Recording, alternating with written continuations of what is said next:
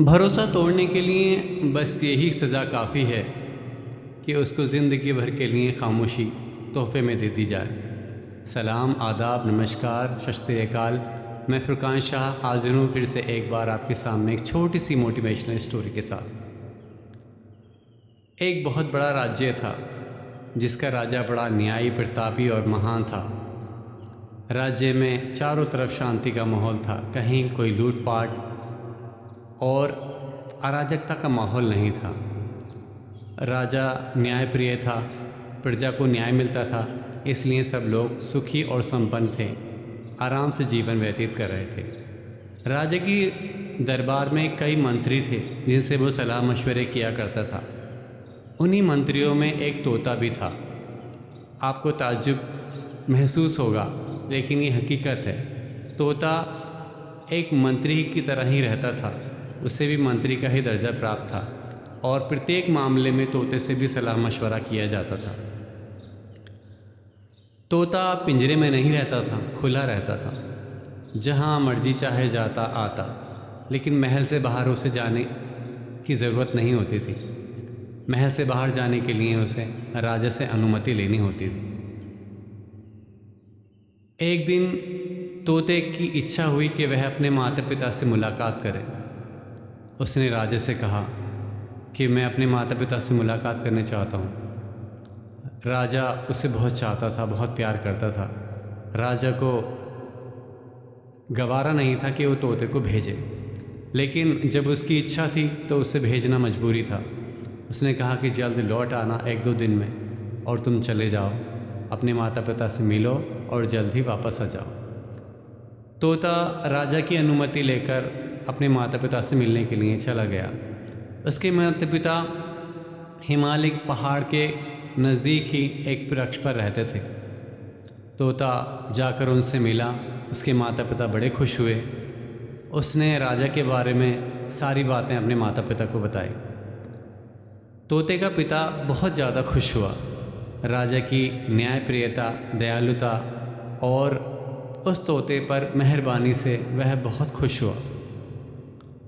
उसने सोचा, ऐसे राजा के लिए हम क्या कर सकते हैं जो इतना न्यायवान और दयालु हो। सोचता रहा। अगले दिन जब तोते के लौटने का समय हुआ तो उसने कहा कि पिताजी, अब मुझे जाना होगा, राजा मेरी राह देखते होंगे।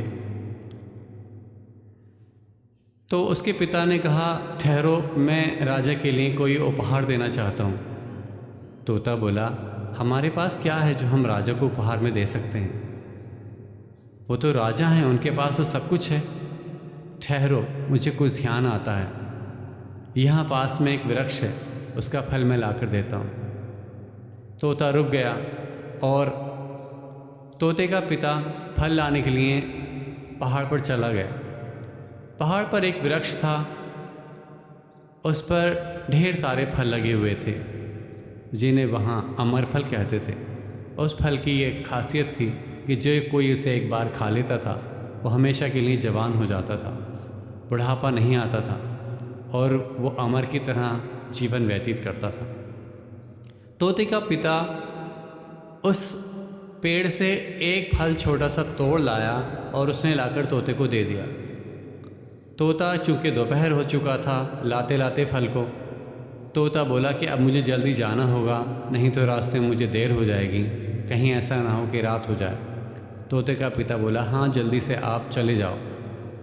तोता उस फल को अपनी चोंच में दबाकर महल की तरफ उड़ चला। जिसका डर था वही हुआ। रास्ते में रात हो गई, अंधेरा होने लगा। तोते ने कोई ठिकाना रुकने का तलाश किया।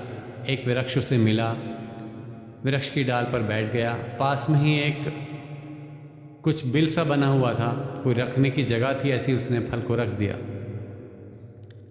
रात में उसी पेड़ पर सो गया। वो बिल किसी सांप के रहने की जगह थी। रात में वो सांप अपनी जगह पर आया। उसने देखा कोई चमकीली सी चीज़ रखी है। सांप की ये आदत होती है कि वो चीज़ों को छू कर देखता है, चख कर देखता है, और सांप ने उसमें दांत मारकर देखा कि क्या चीज़ है, लेकिन उसे कुछ अच्छा नहीं लगा और वो वहाँ से लौट गया। उस सांप का दांत लगने से, क्योंकि सांपों का जहर दांतों में ही होता है, उस फल में जहर चला गया। अब वो फल जहरीला हो चुका था, लेकिन तोते को इस बारे में कुछ पता नहीं था। सुबह हुई, तोता उस फल को लेकर महल की तरफ रवाना हो गया। महल में आया। महल में आकर उसने राजा को बताया कि मैं आपके लिए एक ऐसा फल लाया हूँ, मेरे पिता ने उपहार स्वरूप भेजा है, जिसको खाकर आप हमेशा के लिए जवान हो जाएंगे, कभी बूढ़े नहीं होंगे, ऐसा फल है। राजा बड़ा खुश हुआ। उसने कहा कि ठहरो, मैं इसे ऐसे नहीं खाऊंगा। सारी सभा को बुलाया गया। लोग दूर दूर से आए ये देखने के लिए कि राजा आज अमर फल खाएंगे। सारी सभा में लोग बैठ गए। राजकुमार, राजकुमारियाँ, तमाम रानियाँ और दासियाँ और तमाम मंत्री और दरबारी सब बैठ गए। तभी किसी मंत्री ने कहा, जब राजा फल को खाने को हुआ तो किसी मंत्री ने कहा कि ठहरो राजा, क्षमा चाहूँगा, लेकिन क्यों ना हम इस फल का परीक्षण कर लें। राजा ने कहा, अरे ये तो मेरा कितना वफादार तोता है, कितना मुझसे मोहब्बत करता है, भला इसमें शक की क्या गुंजाइश है। मंत्री ने कहा, कोई बात नहीं, हमें परीक्षा लेने में कोई बुराई नहीं है। उसने राजा से कहा कि आप इस फल से एक छोटा सा टुकड़ा काट कर किसी और पक्षी या किसी को खिलाकर देखें, फिर आप खा लें निसंदेह होकर। राजा ने यही किया। उस फल से एक छोटा सा टुकड़ा काटा और उसको पास में बैठे हुए कुएं की तरफ फेंका। कुएं ने फल उठाकर खा लिया और खाते ही कौवा मर गया, क्योंकि वो जहरीला फल था। सारी सभा में हाहाकार मच गया, चारों तरफ से शोर मच गया। ये क्या होने वाला था? हमारे राजा को तो अभी मौत की नींद सुलाने वाला था ये तोता। राजा को बड़ा क्रोध आया।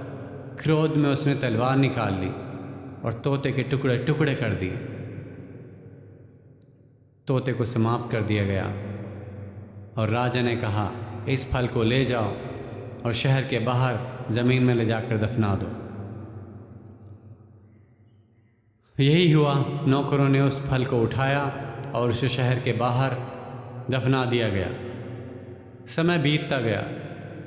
उस जगह पर उस फल के बीज से एक वृक्ष उगा और धीरे धीरे बड़ा होता गया। बड़ा होता गया, किसी को कोई खबर नहीं थी। बड़ा होते होते एक दिन इतना बड़ा हो गया कि उस पर फल लगने लगे। जब लोगों ने देखा कि इस तरह के फल हैं, लोग पहचान गए। राजा को आकर सूचना दी गई कि इस तरह के फल, जिस तरह का फल आपको मौत का आपको तोता लाया था, ऐसे ही फल वहाँ लगे हुए हैं। राजा ने दिखवाया तो नौकरों ने बताया, हाँ ये वही जगह है जहाँ उन्होंने उस फल को दफनाया था। राजा ने उस पेड़ के चारों तरफ पहरा लगा दिया कि कोई इस पेड़ के फल नहीं खाएगा। पहरा लगा हुआ था। दिन रात पहरेदार उस पेड़ की रखवाली करते ताकि कोई उस पेड़ का फल ना खा ले। उसी समय उस शहर में एक बुढ़िया और बूढ़ा बहुत ज़्यादा कमज़ोर हो चुके थे। घर में कोई कमाने वाला नहीं था, कोई उनकी देखभाल करने वाला नहीं था। परेशान थे, ज़िंदगी से ऊब चुके थे, थक चुके थे और मरना चाहते थे। एक दिन बूढ़े ने कहा कि क्यों ना हम किसी तरह उस पेड़ का फल ले आएं और लाकर हम खा लें और मर जाएं। बुढ़िया ने कहा, मैं भी यही चाहती हूँ, मगर उस पर तो पहरा लगा हुआ है। बूढ़े ने कहा, किसी तरह मैं जाता हूँ आज की रात और फल लेकर आता हूँ। बूढ़ा पास में जाकर कहीं छुप गया और रात में राह देखने लगा कि कब पहरेदारों की नज़र बसती है। कितना ही बड़ा पहरेदार हो, लेकिन किसी न किसी वक्त सो ही जाता है। रात में जब पहरेदार सो गए, बूढ़ा चुपके से बाड़े में घुसा और उसने 2 फल तोड़ लिए और तोड़कर निकल आया। उसने लाकर एक फल बुढ़िया को दिया और एक फल खुद ने खाया। दोनों खाकर ये सोचकर सो गए कि अब हम सुबह तक मर ही जाएंगे। लेकिन ये क्या सुबह हुई और वो उनकी आँख खुली। वो बड़े आश्चर्यचकित थे। उन्होंने अपने आप को देखा तो आश्चर्य का ठिकाना नहीं रहा, क्योंकि वो जवान हो चुके थे। अब वो जब बाहर निकले घर से तो मोहल्ले वालों ने देखा कि ये क्या, ये तो बूढ़े थे, जवान कैसे हो गए। आखिर उन्होंने बताना पड़ा कि हमने इस तरह से उस पेड़ के फल खाए थे और हम मरने की जगह हम जवान हो गए। गांव में आग की तरह खबर फैल गई। गांव से दूसरे गांव में फैली, आसपास के गांव में फैली और शाम होते होते खबर राजा के महल तक पहुंच गई। राजा ने सवेरे ही दोनों को महल बुलवा लिया। बूढ़ा और बुढ़िया जो अब जवान हो चुके थे, कांपते कांपते महल में आ गए और अपनी गलती के लिए क्षमा याचना करने लगे, माफ़ी मांगने लगे। लेकिन राजा ने कहा, आप मुझे बताओ कि हुआ क्या था, क्या क्या हुआ। तो उन्होंने एक सारी कहानी बता दी कि इस तरह से हम ज़िंदगी से परेशान थे और हमने मरने के लिए फल खाए थे, लेकिन हम जवान हो गए। तब राजा को अपनी भूल पर पश्चाताप हुआ और तो उसे महसूस हुआ कि हकीकत में वो फल अमर फल ही था जो उसका प्यारा तोता लेकर आया था, जो किसी बिना पर जहरीला हो गया था। और उसने कितनी बड़ी भूल की जो अपने प्यारे तोते को बिना सोचे समझे, बिना तहकीकात किए, बिना उसका कसूर मालूम किए उसे मार डाला और इतनी बेरहमी से मार डाला। अब राजा को बहुत ज़्यादा पश्चाताप हुआ, लेकिन पछताने से अब कुछ होने वाला नहीं था, क्योंकि वो तोता तो बरसों पहले मर चुका था। तो दोस्तों, इस कहानी का मेन उद्देश्य यही है कि किसी को सज़ा देने से पहले हमें उसकी तहकीकात ज़रूर कर लेनी चाहिए। हमारी सरकारें भी किसी मुजरिम को सज़ा तुरंत इसीलिए नहीं देती हैं कि अगर वो मुजरिम ना निकला, उस पर आरोप सिद्ध ना हो सका, तो फिर उसको सज़ा बेकार ही रहेगी। कैसी लगी हमारी ये कहानी कमेंट में ज़रूर बताइएगा। अगर आपको बेहतर लगी हो तो लाइक कीजिए और दूसरों के साथ शेयर कीजिए। फिर मिलेंगे एक छोटी सी मोटिवेशनल स्टोरी के साथ। बहुत बहुत धन्यवाद।